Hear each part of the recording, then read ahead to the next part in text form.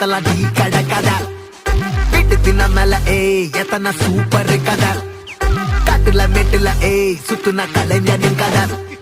மூச்சில் இருக்குது உலகின் முதன் மொழி கதை.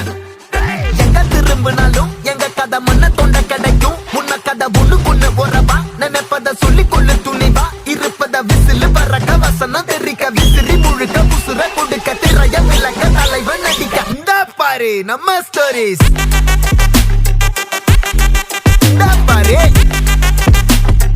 இந்த பாரு நம்ம